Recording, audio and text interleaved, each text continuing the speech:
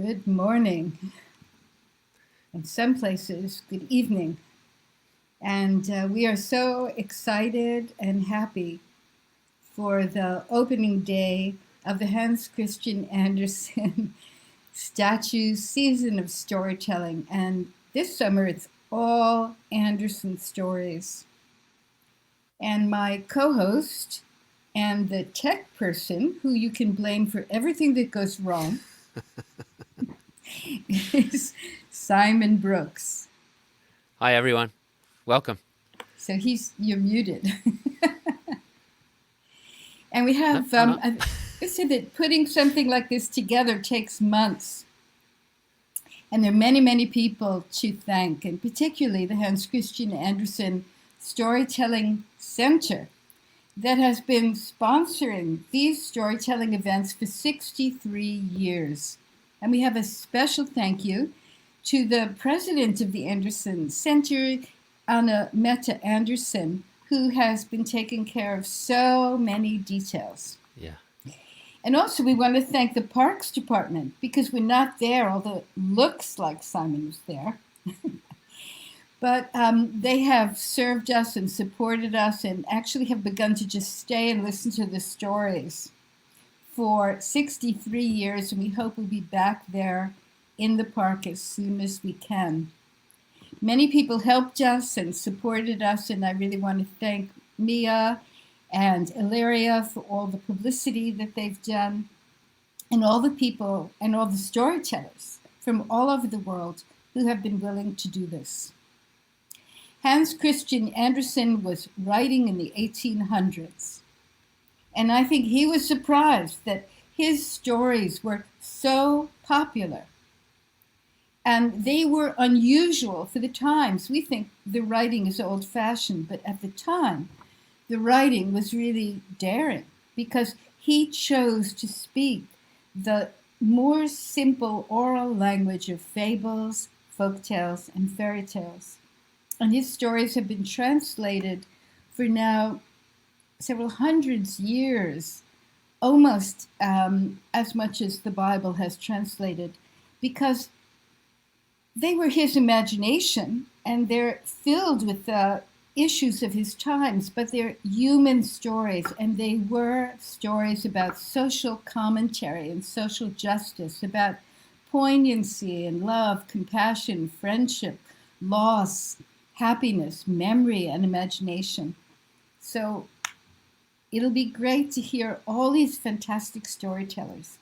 Today we have a storyteller who I love and admire, and I just want to introduce to you Sheila Arnold, who will So you could hear her laugh, which is really as great as her stories. Yeah.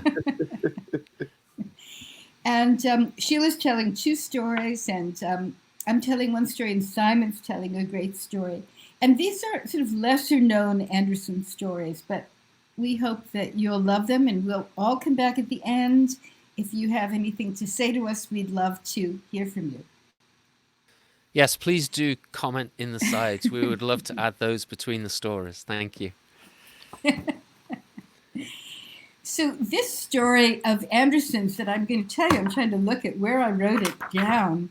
I think it was one of his early stories that he wrote in 1848.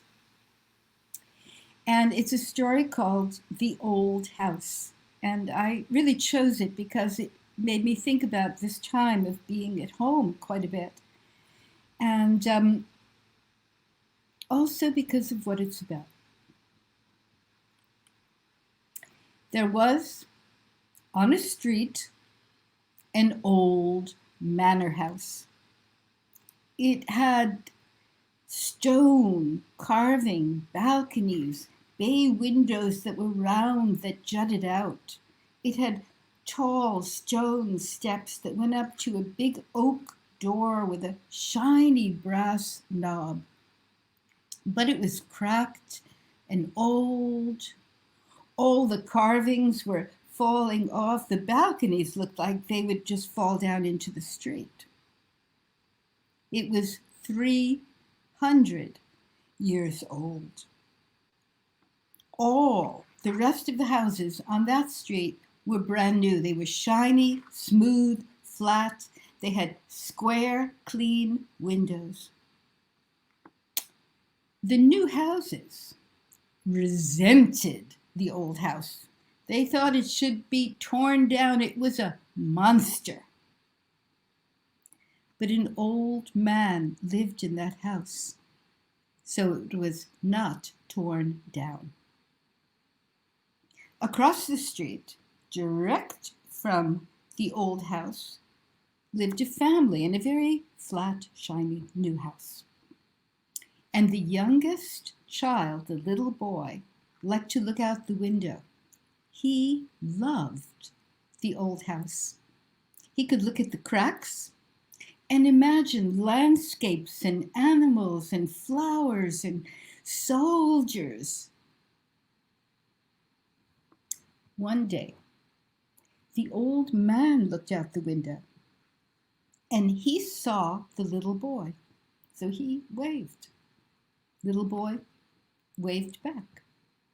And even though they were far apart and they never said a word, they became good friends. One evening at dinner, his mother talked about the old man, and she said, "Oh, he must be terribly lonely."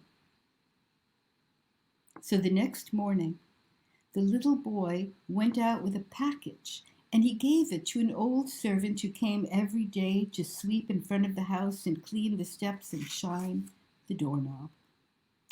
And he said, "Excuse me, I have 2 little tin soldiers that were given to me as gifts. And I would like to give one to the old man who lives in the house because my mother said that he was lonely."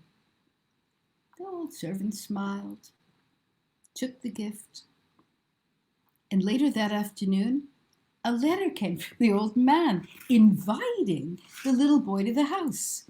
His parents agreed. Next day, the little boy walked up the walkway to the tall stone steps. The house was much older than he had imagined. And on the wooden oak door, there were carved angels with trumpets. He had a big imagination, and he imagined that the trumpets were saying, "Ta-da! Ta-da! The boy is here! Ta-da! The boy is here!" The servant opened the door. He went in. The room was huge. The ceilings were high. And on the walls were portraits of women in silk dresses and knights and very serious men with their hand in one pocket wearing suits. But the servant took him into another room, which was unusual. Now, the walls were not painted, or were they covered with paper? The walls were leather. And the little boy imagined that they were very proud of themselves. But the room was filled with furniture, chairs, dresses, tables, and some wooden chairs were carved and had such high backs that he was sure they were saying, sit on me, even them old Greg. Then the old man came in the room. And the boy greeted the old man, but in that moment he saw one portrait on the wall, only one in the whole room. And it was of a young woman. She was so beautiful, and she was looking down, smiling. And underneath the portrait was a little glass box. In it, there was an old, wilted bouquet of flowers. The boy was so astonished, he didn't say hello to the old man. He said, "Where did you get that?" And the old man said, "I bought it in a pawn shop." Now, people bring old things there to be sold, and there are many pictures of people who nobody remembers and nobody cares and nobody buys their pictures. But I knew that girl 50 years ago, so I bought the portrait. Now the boy was astonished. 50 years, that was like 200 years. And then the old man took out a large book and began to show him pictures, and the boy just forgot about the portrait of the girl. He loved the pictures, and when the book closed, the old man went to get him some cookies and nuts and apples. It was then that on a wooden chest he saw the little tin soldier. And that little tin soldier was so unhappy, so grumpy, so unsatisfied that the boy walked toward him, and the tin soldier spoke so loud the boy heard him, and the tin soldier said, "Get me out of here! I hate this place. It's boring. I want to go back to your house. There's noise and people. Everything is new. People sit down and eat together. It smells like food and perfume in your house. I don't like this place. I'd rather go to war. I'd be willing to lose an arm and a leg just to do something interesting." The boy said, "I gave you to that old man because he was lonely." And the tin soldier said, "Lonely? I'm lonely. I'm absolutely miserable." And who should come in but the old man? So the boy turned to the old man, and they ate something. It was very good, so he completely forgot about the tin soldier. And time passed, and home he went, and for days he waved to the old man, and then the old man invited him again. Same thing, those angels on the doors. Ta-da, ta-da, ta-da, the boy, the boy. And in he went to the room, and he sat and looked at the most amazing things that the old man had. And then he said to the old man, "My mother told me that you were lonely." And the old man said, "Well, I have old thoughts. I have all these things that have stories. I have old memories, and you're here, so I'm not unhappy." Well, when the old man went to get him something to eat, the tin soldier nearly exploded with misery. He was filled with complaint. "Get me out of here! Can't you take me home?" He was so excited that the old man came in, and the boy turned, and the tin soldier in his misery just fell off the chest onto the floor. The boy looked. The old man looked. The old man said, "I'll find him later."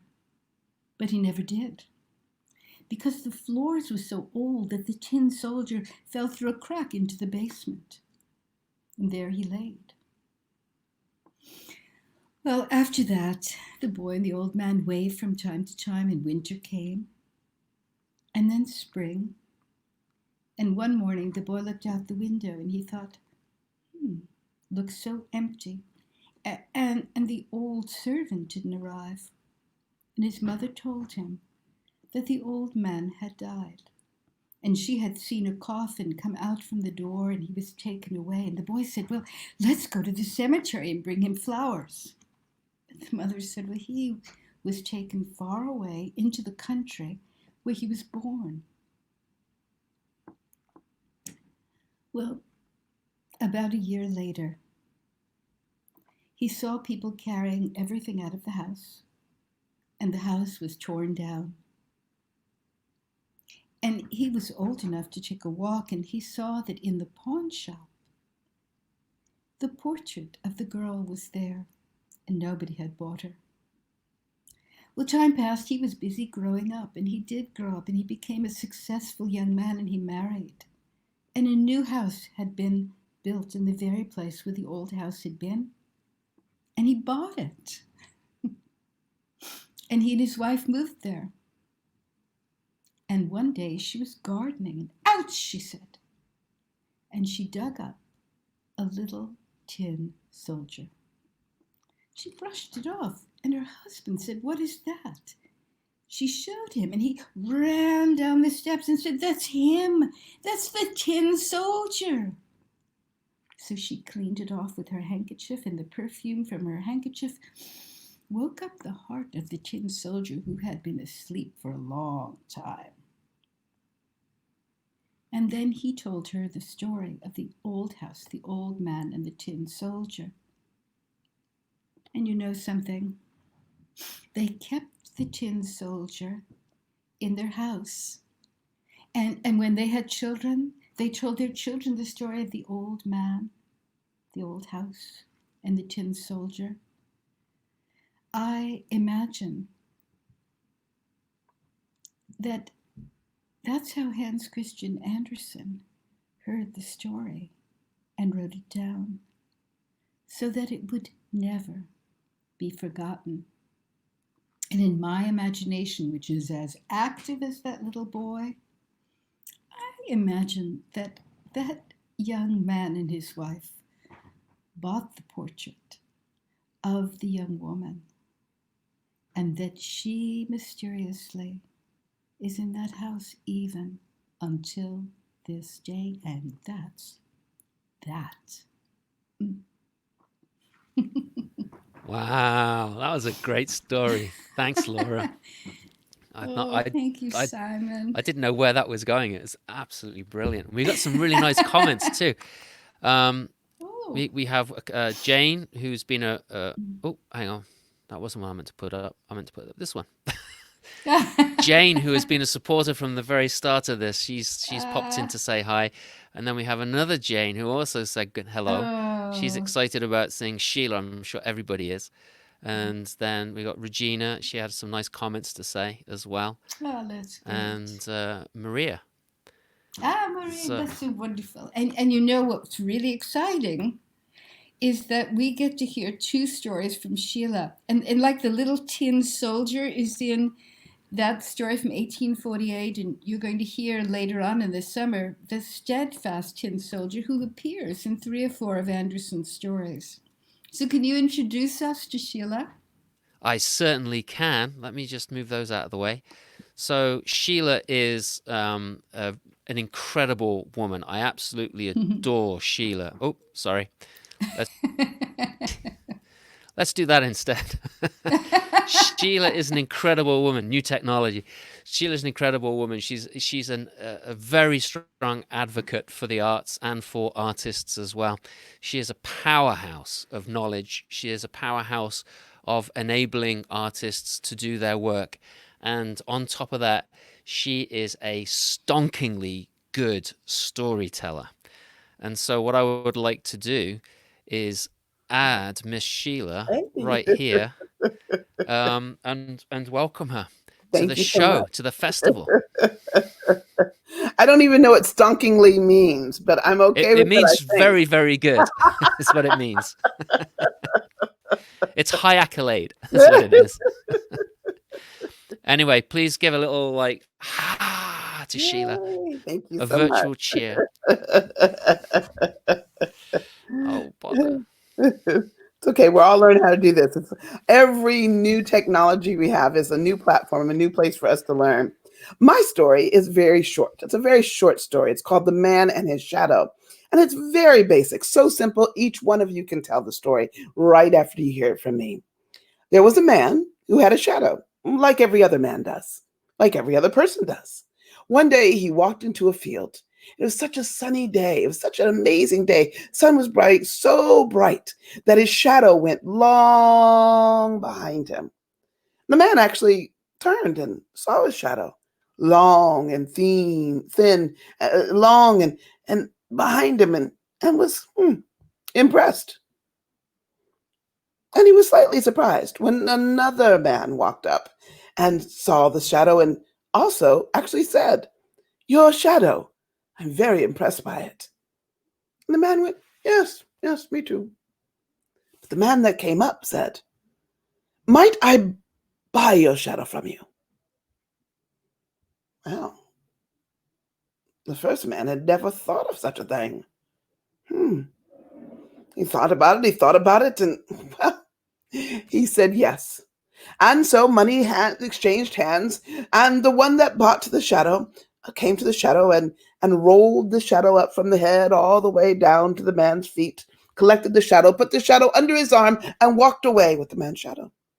Well, the man who had had his shadow taken was, or purchased from him, walked around with his hands with this gold and money inside of it and was quite pleased. And the next morning he woke up and he went outside and his wife looked out. She looked twice. Honey, you have no shadow.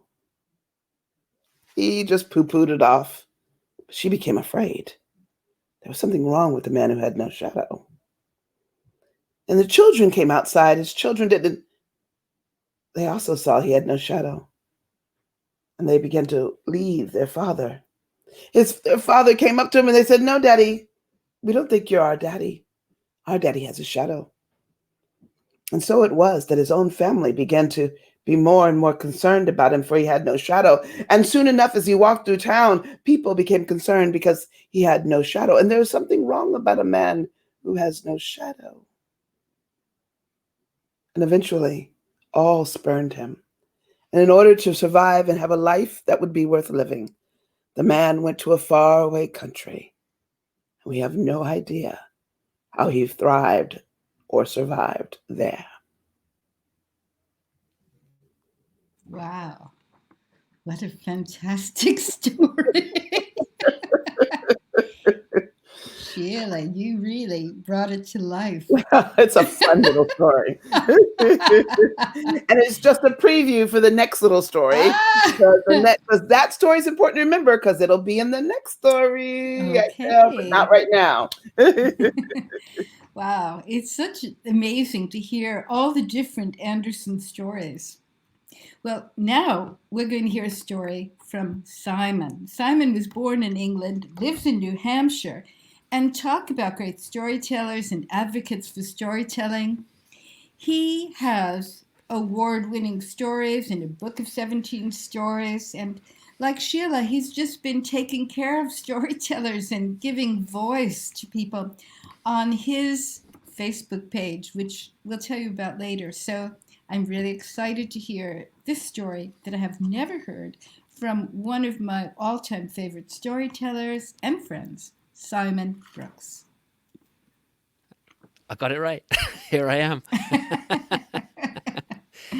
So this story is, it's. I hope it's a lesser known story to most of you, and it's called Jack the Dullard, a retelling of an old story. But I don't like to call him Jack. I like to call him Hans, just because, well, Jack is such an English name, and Hans is more that way on the map if you're looking at the map of Europe. So, once upon a time, a long time ago, there was a very highly spirited young princess. And all of a sudden, her parents, the king and queen, they started to invite all of these dukes and lords, and the sons of dukes and lords, and princes. And this highly spirited princess, well, she didn't like them too much. She found them boring, priggish, stuck up. And so she wanted to be polite to her parents, and she wanted to be nice to her delicate parents. And so she said, "Mother, Father, if I am to be married, could we find someone who could actually string a sentence together?" And so the proclamation went out that the princess will marry anyone who can string a good sentence together. Now, in this same place, in this same kingdom, there was a baron who had 3 sons. The 2 eldest were very, very intelligent. The eldest, he knew the Latin dictionary inside and out, backwards and forwards. He also read all the local news, and so was very, very well informed. Now, the middle son, he wasn't so much into that type of thing, but he was very much into politics. And he knew the machinations of the government. He knew all the local ordinances, and often was a spoke in the local government. Well, when they read the proclamation, they went up to their father and they said, "Father, we want to marry this princess. We need a couple of horses to ride to the castle so that we can wax philosophical to her and win her heart and hand in marriage. Oh yes, and may the best one of us win." Well, the father took the two boys down to the stables, and the eldest boy got a fine, beautiful black stallion, and the middle son got a white steed. And there was Hans in the stable. He stood up and brushed the straw off him and looked at his two brothers, who were dressed very nicely indeed. Are you going to a party? Look at you all dressed up. Can I come? Well, no, we're going to marry the princess. And besides, you can't string a whole sentence together to save your life. Well, that I can. Oh, what do I need to do that for? Because, dear brother, the princess requires someone who can put a great sentence together. And so the two older boys got on their horses and rode off. But Hans looked at his father and said, "But father, can I have a horse?" "I'm sorry, son, there are no more horses." Jack looked around the stables and saw his goat. It was a large goat, and he thought, well, that'll be good enough. And so he climbed on the back of it, his feet barely off the ground, and started to trick-trot after his brothers. Now his brothers, they hadn't ridden hard for very long. They got down to a nice little canter and then a slow trot. But little Jack on his little goat, trotting along, eventually caught up. "Hey, brothers, it's me, I'm here. Come on, let's all travel there together." "Oh, Hans, you've caught Never mind." And they just pretended he wasn't there. And Hans suddenly saw, on the side of the road, he saw this dead bird. And he stopped and climbed off his goat and picked it up and held it up by its legs, and the wings of this dead crow fell open. "Wow, brothers, look at this. This is fabulous. Oh, it's not too bad either. I'm going to take this and give it to the princess." And he shoved it into his bag. And the two brothers looked around and saw what he was doing. They're like, "Yes, please do show that to the princess. It'll make our job so much easier." And they laughed at the lad and rode hard on for a little while. And Hans climbed back on his goat, and down the road he went. And on and on and on, until he caught it. Brothers, it's me again. I'm here. We can all travel there together." They ignored him, and they started to put oil on their lips as they practiced their words. The Latin dictionary inside and out, the local news, the local government, all sorts of amazing things they practiced to themselves. And Hans trotted behind them on his little go. "Hey, what's that?" He climbed down and picked up a clog, a wooden shoe. "Oh, look at this clog, brothers. I bet I'll find the twin of it, and then I'll have a pair of new old shoes." And he shoved those in his bag. And his brothers turned around and said, "Are you going to give that to the princess as well?" "I might do, yes." And they laughed once more, and they galloped off, way up ahead of him. But Hans wasn't going to be left behind. He climbed back on his goat and eventually caught up with them one more time. "Hey ho, here we go. We're all together again." They were waxing their lips some more with some oil, and they were putting lavender on their tongues. The idea was so that the words would slip out more easily and would smell most fragrant to the princess. "Hey, what's that?" Hans climbed off his goat once more, and as his brothers turned, he scooped up a pile of mud. "Look at this mud. This is the finest clay I've ever seen. Well, you're going to give that to the princess as well?" "I might, very well." And he started to pour handful after handful of this mud into his pocket. Well, his brothers just laughed at him and rode off. This time they didn't stop. They kept going. And Hans climbed back on his goat. The brothers arrived at the castle a full hour before Hans did. And they got in line like everybody else, rows upon row of 6 men, all pressed up tight against each other. Apparently the idea was so they wouldn't fight, and it seemed to be working. There was no ruckus at all. And all the villagers from all the people from the local villages and the local towns, they were also there, and they were looking at all these fine gentlemen, these sons of lords and dukes, a few young lords and dukes themselves, and a couple of knights and warriors were there, all decked out in their most finest of fineries. People were looking and pointing at these men lined up, thinking, "Oh, I wonder who's going to be married to the princess. Maybe it'll be that one, or maybe that one." And then there were others that were like, "The princess isn't going to pick any of these people." And those people might have been right, because gentleman after gentleman left the great hall with their chins pressed up against their chests. It seemed the princess was going to choose none of them. Maybe their words weren't good enough. And then Hans arrived on his goat. Hey up, brothers! It's good to see you again. Oh, look, we're right next to each other in the line. Hello, hello. Hans started to wave to the people that were looking. Will you stop that? You're drawing attention to us. Well, it's a beautiful day. These people look really nice. Hello. He didn't stop at all. And they watched as person after person left. And eventually it was the eldest brother's turn to go in. And when he walked into the room where the princess was, he noticed many men sitting around with parchment, paper, quill and ink. He suddenly realized it was really hot in the room. By golly, it's so hot. Your Highness, someone else that can't string a sentence of words together. Well, thank you for coming. Goodbye. And the eldest brother, his face dropped, and he turned around and walked out like all the others had before him, noticing the scribes in the room. He asked when he got out what all these scribes were for. Apparently, everything that was happening in that room, everything that was done in that room, was going to be printed in the paper the next day. So the scribes were keeping a record of everything. Well, the middle brother, he went in. And as he walked in, he's like, oh my gosh, it's very hot in here. He took the cap off of his head. It's extremely hot. And he noticed that there was a big stove. At first he had thought it was just nervousness that was making him sweat, but this was the cause of the temperature in the room. It's so hot in here. He said, yes, my father is cooking pouillon. Your father's, your majesty, your princess, oh bother, bah.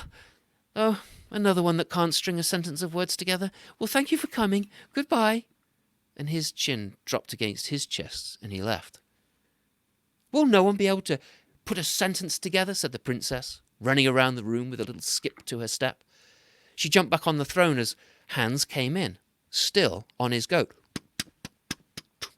By golly, it's warm in here. How can you stand being in this room for so long with all this temperature? Nice to meet you, princess. Oh, it's very nice to meet you too. My father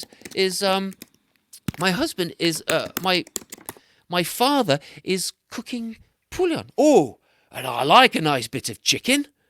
You know, I've actually got a crow in here. And he reached into his bag and pulled out the crow, and its wings fell open. Do you think I could cook this as well? With your chicken? Well, I suppose so, but I don't think we have any pans. Oh, never mind.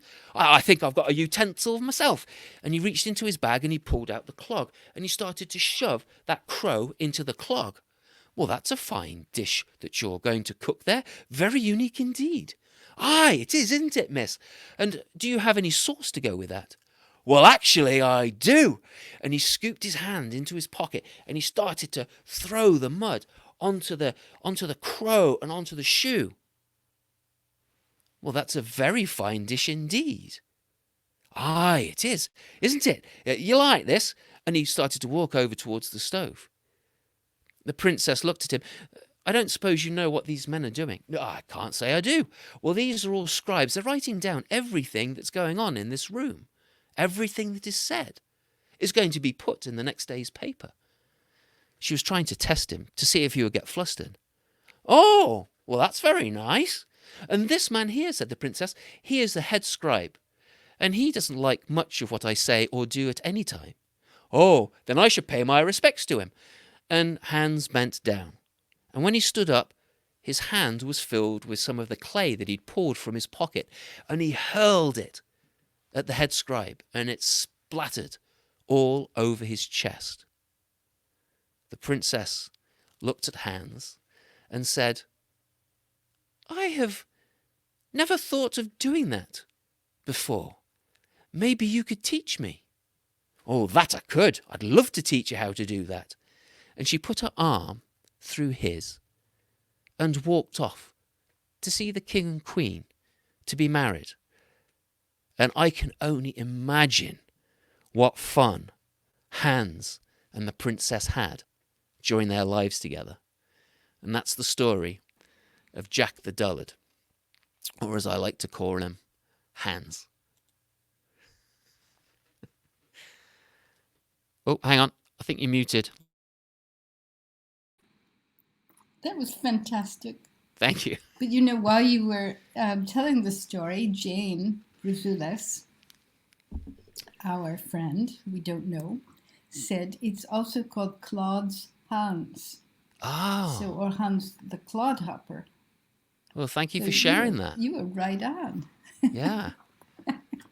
That's great. Well, thank you for I'll be changing that in my telling then. And so it's been, this whole experience for me has been really interesting because I've only read the standards, you know, like The Little Mermaid and that kind of stuff, The Tin Soldier, and to be part of this whole Hans Christian Andersen experience, you know, working with Laura, she's made me read a lot more Hans Christian Andersen than I ever would have done. In fact, I actually went out and bought his complete everything that he's written in this book, which is, you know, it'll make a good doorstop one day. But as I'm reading, I'm finding so many of these wonderful stories that I'd never heard before. So if you have not been a huge fan of Hans Christian Andersen, I highly recommend that you keep coming back Saturday after Saturday to hear some of the wonderful stories and other people that are going to be telling tales.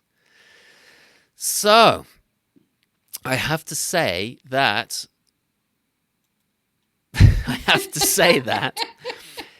Sheila is coming back to tell another story.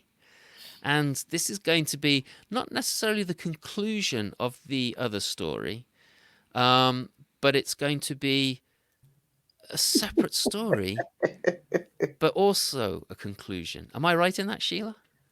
Yeah, that sounds confusing. Like you couldn't finish the sentence. All right. I'll let you do your business, Sheila. This begins in a country where the sun was so hot, the heat was so thick that the people stayed inside their houses. And so it was with the learned man who had come from the colder regions far north. He was now in this hot country. He desired to look around and learn all he could. That was his joy, to learn as much as possible. And so in the day, he would spend inside, away from the heat, as all the people there did. But come the time of the setting of the sun, people came out into the coolness. They came out and they began to fan themselves and sit with friends, tend to their small gardens on their balcony, and he was no different. He would take a book out or some tea. He would stand on his balcony and he would watch all the people below. It was so hot during the day that even his shadow during the day seemed to fry and become wilted. And the shadow even loved the evening time, where it could go in long shadow against the wall and renew its own energy. And the learned man was quite pleased that he and his shadow had evening time together. He would go to his balcony every evening, the learned man would, and look up and down at all the people and see down below and down on the street. Everyone was out and about, except right across the way. Right across the way was a window that was at a balcony.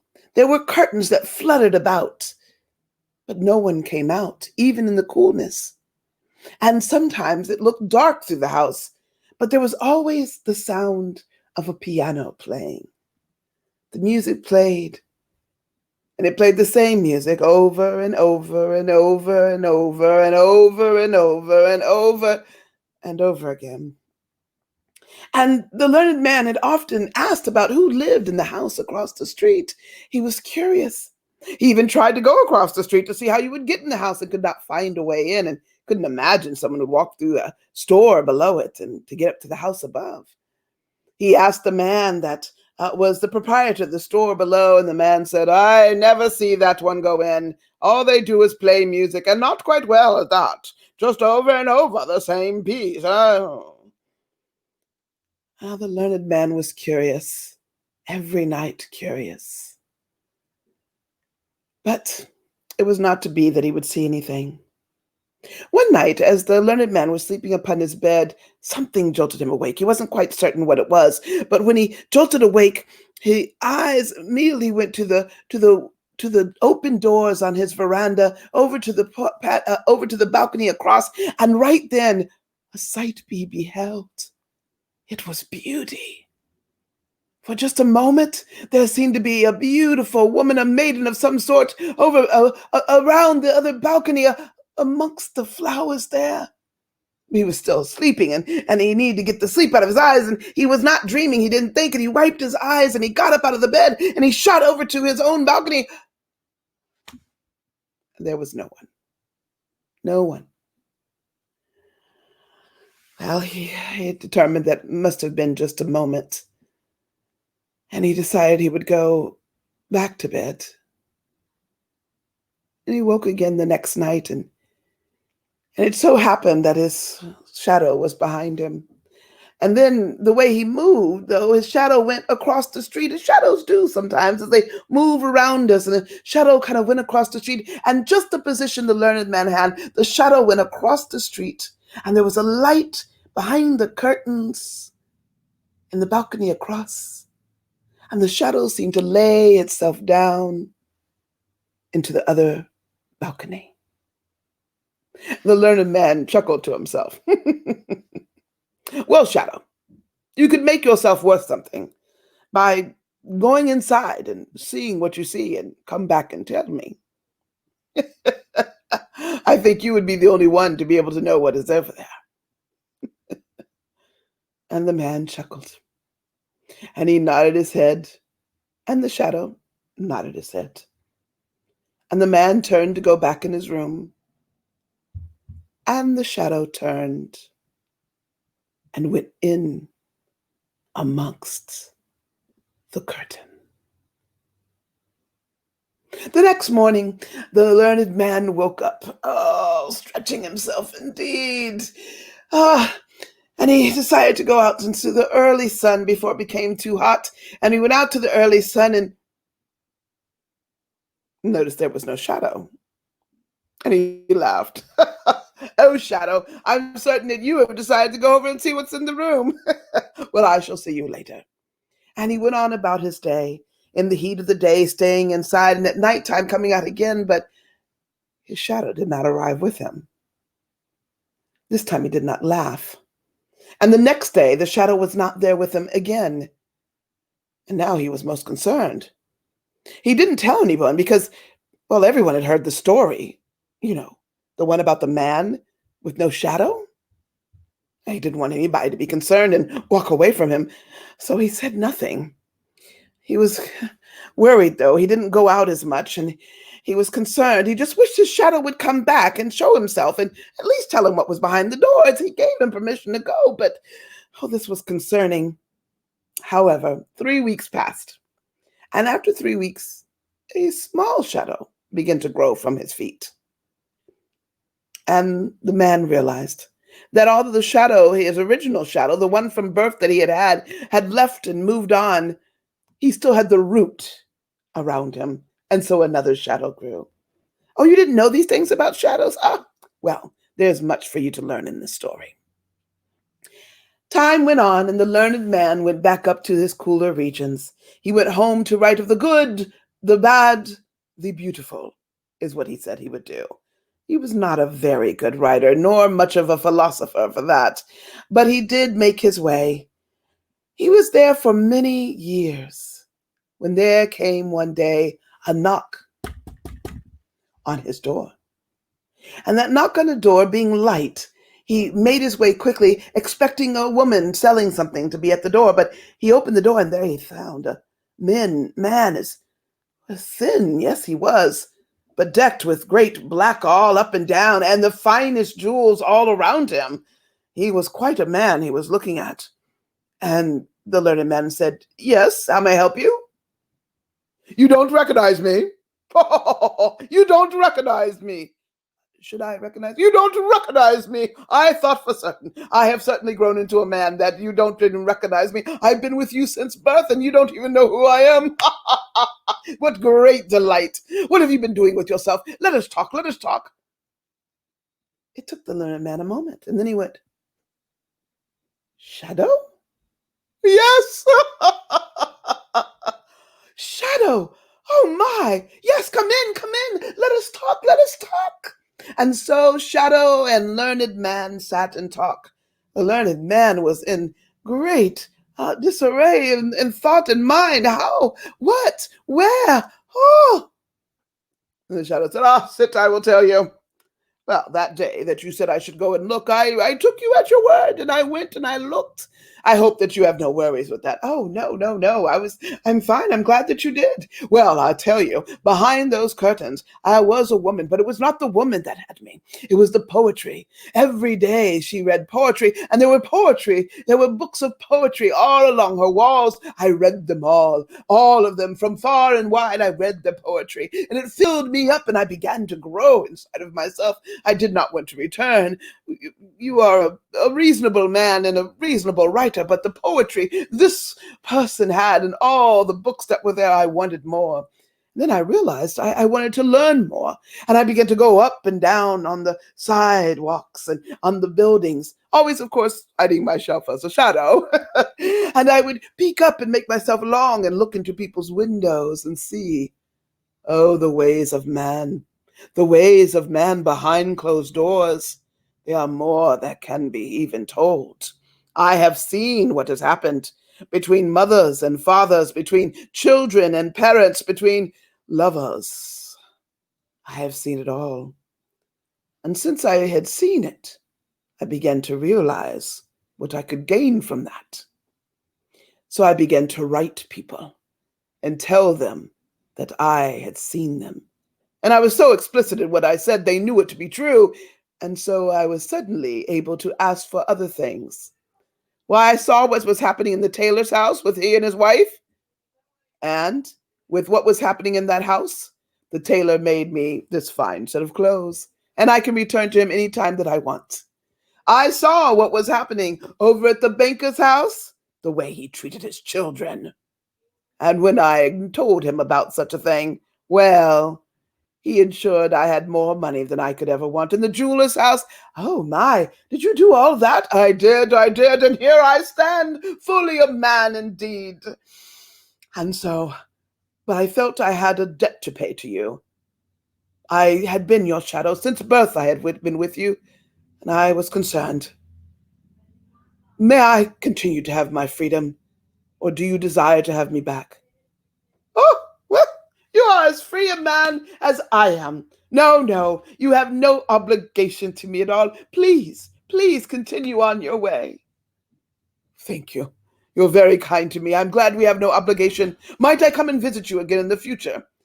Oh, certainly. I would love to hear of your adventures and such. I spend my time here simply writing about the good, the bad, the beautiful. It is not a lucrative thing, but it is what I do. You don't get out much, do you? Well, the world is a strange place, and it is better to sit on the inside and be safe. I would not agree with you, but I will understand you. I knew you from birth, so I understand that. Indeed, I would ask your favor, though. Oh, beg what you want. What would you like? Might you not tell anyone I am a shadow? It is my honor. And so the shadow and the learned man shook hands. And the shadow moved into a home in the area and such like that. Now, the learned man, he was truly not very good at writing about the good, the bad, and the beautiful. He had no life experience. So what he wrote seemed superficial and unrealistic. And so people demeaned the work that he did. And he grew more inside of himself. And those few people that he allowed to come and visit him, well, they began to see how he began to pale. They saw how he began to become thinner. And finally, people began to say to him, you are beginning to look like a shadow of your former self. You're so thin you could be a shadow. And since almost always he wore black, if someone would cover up your face, you would certainly be a shadow. Friend upon friend said this. Then the shadow heard he was in a horrible way, the learned man, and he came to visit. Oh, good man, get up. Get up. You cannot sit here like this. I've always told you there's more in the world. There's adventure out there. You must get up. You must not be here. I have no reason to go out. I have nothing to offer to the world, and the world has nothing to offer to me. Get up, I tell you. The world has so much for you. And yet, though he begged and begged, the man would not. Until finally, the shadow who had returned over and over again came and said, Get up, good man. I have found a man that will send me along my way to travel around the world. But in order to be that man, I need a shadow. Will you, good learned man, be my shadow? That is preposterous. I will give you room and board. You will travel the world with me. It would be good. You will see the good, the bad, the beautiful. All right. And so it was that the shadow had a shadow who was a learned man. Now, if that sounds confusing, it wasn't. The learned man took great pleasure in people addressing him as well as the shadow. And the shadow would say, Oh, this is my shadow, and point at the learned man. The learned man would nod, and people would say, My, what a fine shadow you have. And they just accepted it, I suspect. And on they went until they came to a country. And in that country, they went to a ball. And at that ball, there was a princess. And that princess was very sure-sighted. She noted the man. She noted the shadow. She came over to the man quickly and said, How is it that your shadow is not right beside you? I see you are a sure-sighted woman, indeed, and you have seen that my shadow is very wise, and I, as a wise man, have allowed him to have some of his freedom, and that is why. And so the princess began to ply questions onto the shadow, and the shadow was well learned, but not with these things. And so the shadow knew a way out of these questions. Good lady, I see that you're quite wise, and I would answer all of your questions, but they are so easy to answer that my shadow could answer them. Your shadow? Yes, go, look, see. Go ask him these questions, and he will give you the finest of answers, and they're the answers I would have given, but it is too easy for me. The sure-sighted princess went to the shadow and asked the questions. And certainly, the learned man, who was now a shadow, he answered them well. The princess was delighted and turned her attention back to the shadow and fell immediately in love as they danced the night long, returned to her father and told her father that she had a love. And so it was to be. They were to be married. On the wedding day, was the learned man and the shadow. The shadow said, I must talk to you now. I am about to be married, and you must remain my shadow. And in doing that, you must be my shadow. Every year, once a year, and even on today, when I go out into the sun on my balcony, you must lay at my feet and be my shadow.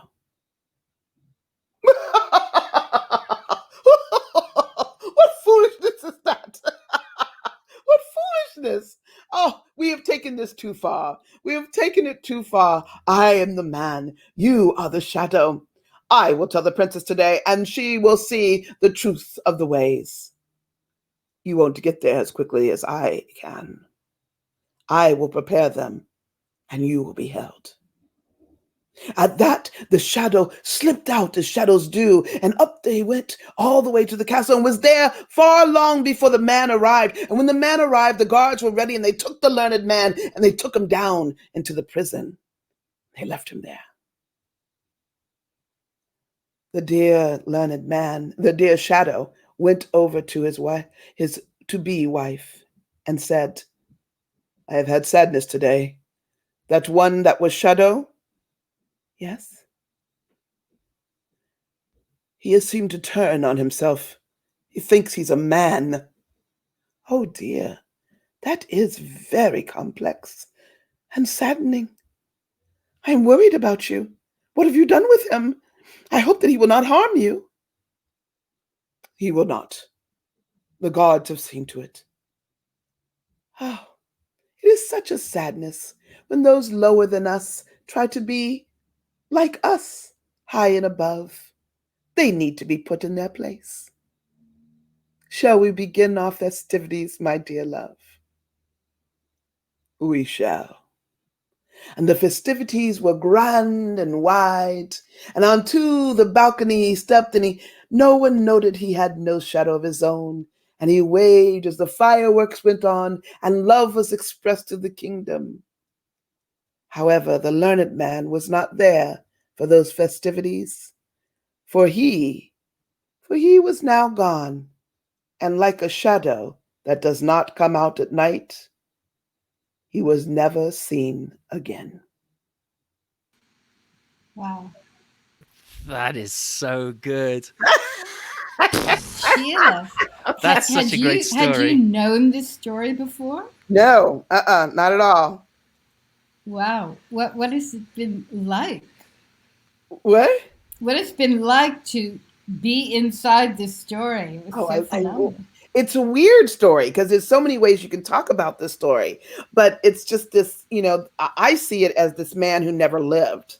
This man that never lived, this learned man, but he never really lived. And his shadow had always been wanting to live. I love what Karen said on the ways of men behind closed doors. I mean, that's one of the lines that's almost verbatim from the Hans Christian Andersen that he says. It's really powerful, but he sees what men are, the shadow does. And he sees how easily they can be fooled, how easily, I mean, this prince is just like, okay, yeah, okay.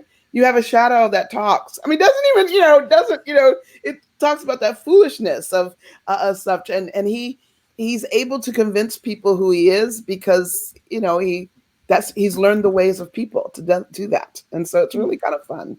I really like this story. It's just it is a very different story. It has a little bit of a dark side that I like. Oh, yes, it does. But it's not a spooky dark side. It's just a weird one. And what I think is that you'll never look at your shadow quite the same way again. Yeah, no, I like that. I wasn't sure where it was going. I was like, this guy, this shadow's a blackmailer. I'm like, it's like, this is not what I would. Man, Yeah. Isn't that great? So also, it's so fantastic to hear them told. It's really, also Hans Clodhopper, to hear these stories come alive. Yes. Andersen actually, there's endless photographs and descriptions of his telling stories, everything from groups of children to sort of posh dinner parties. He was always being asked to tell these stories. And also how pieces of stories sort of are in different stories. But Sheila, thank you. Simon, also so much fun to hear. Jack the Dullard. Thank you all so much. I don't know. Sheila's story just knocked me off the chair. It was like so good. Well, we have to end, but next week we'll be back on Saturday with 2 more storytellers. And I just want to shout out another thank you to Judith Heinemann, who's telling us the story, because she sort of saved us. There were so many details, and so she's really helping us really keep in contact with all the storytellers. And the storytellers like Sheila, Simon, even myself, we are telling stories that we have never really even considered telling before. Yeah, but that's definitely true of me, that's for sure. And me too. So I gotta say, the Hans Christian Andersen Storytelling Center has totally turned me around on Hans Christian Andersen. I am very excited to read a lot more of his stuff and start telling a lot more of his stuff too. We've had at least 2 Danish people who've heard these stories before, and Anameta said she hadn't heard the story in 20 years. That's your story, and Sheila. Jane, who actually John from Copenhagen, but living in Greece. Again, she's hearing this story and was delighted. So Oh, good, good. Well, thank you both. it was fun to do something new, and because I had found the small version of it, and it was just so small, and I was like, okay, well, I'll just do that. And then when I was looking something up again, the other version came up, and I was like, Ah, well, what is this? And I was like, right. oh, Right. Yeah. because it mentioned that small version in there, and I was like, ooh, Right. Yeah. Kind of like the tin soldier being in this early yes, story, who then Yeah. featured in many other stories. So you imagine that as a child, Andersen, who loved puppets and uh-huh. play and listened to stories, must have had tin soldiers of his own. It must have had. Anyway, these stories are going to be on Facebook for a week, and then they go immediately to YouTube, Simon? Well, yes, they will go to YouTube. There's a story there, but we won't get into that right now. But next week, the YouTube and Facebook will be live as we do our show, as we do our festival, and you will see those. They will be running simultaneously together. This week, the YouTube event will be going up very shortly this afternoon. So I apologize that it wasn't running at the same time. I know that some people popped up some questions about that, but there was once we started to broadcast, we couldn't change it. Thanks for all your comments, everyone. Thanks for being here. Laura, thanks for hosting this event. It's and thank you, Sheila, Simon. again, thank you for being here. Yes. It's brilliant. That And those of story, you who are wow. listening, we love your comments. And also, we would love it if you told people, about the statue itself, this kind of word of mouth.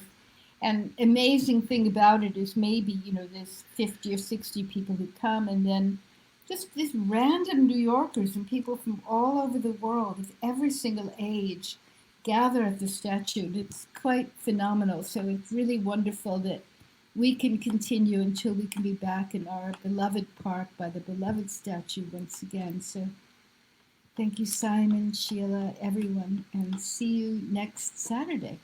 Yes. Take care, everyone. And next week, our storytellers will be not those people, but Judith Heinemann and Julia Delator. Please spread the word, spread the love, spread the fact that this event is happening. We would love to see a lot more people join the stories because they're so, so good. Call Thanks, everyone, somebody for up being and here. tell them this story this week. Just take their mind off all that's going on and fill them with imagination and love. So stay well, stay safe, and keep your hearts wide open. Bye.